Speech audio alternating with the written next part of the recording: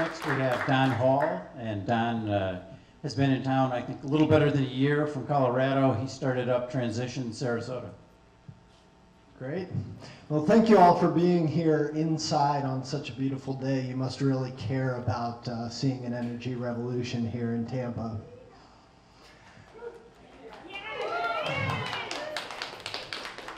My remarks are going to be a little bit different here because I don't live in Tampa. I don't know the details of your local situation here. So I really wanted to talk about some of the immediate context for our discussion here, as well as some kind of key points to keep in mind throughout the discussion. And I'm going to have to talk really fast because I got a lot to say. Peak oil is now officially upon us. This monumental news is now broken even in the mainstream media, but it is yet to reach the majority of ordinary Americans and is yet to sink in fully for even the best informed.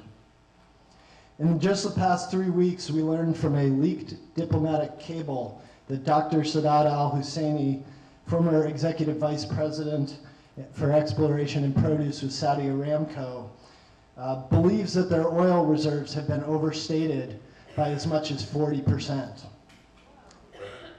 Then, less than 2 weeks ago, Shell's world-famous scenario planning team released a report that declared underlying global demand for energy by 2050 could triple, and that supply will struggle to keep pace with demand even in the near term. And finally, a couple of days later, ExxonMobil, the largest publicly traded oil company in the world, announced that they are now only able to replace 95 out of every 100 barrels that they extract from the earth. We've heard for decades from president after president that we urgently need to reduce our dependence on fossil fuels, but nobody ever thinks that today will be the day. However, experience shows us that changes often happen much more rapidly than we previously thought possible. In fact, as of yesterday, oil prices in the state of Florida have jumped over 6% in just the past 5 days in response to instability in the Middle East. To quote the economist Milton Friedman, when a crisis occurs, actions that are taken depend on the ideas that are lying around.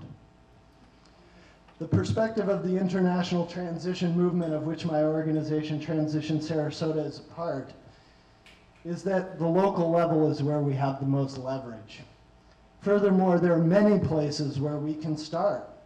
Building better public transportation systems and more walkable and bikeable communities, mainstreaming renewable energy technologies, and retrofitting every home and business for maximum efficiency, supporting locally owned independent businesses who source locally, and incentivizing the rapid expansion of local sustainable agriculture.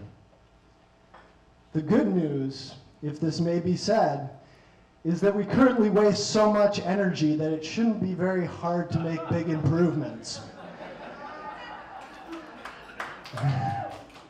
However, we also must not forget that the challenges we face are not primarily technological, but political, cultural, and psychological. I firmly believe that how we address these invisible dynamics will make all the difference in the world.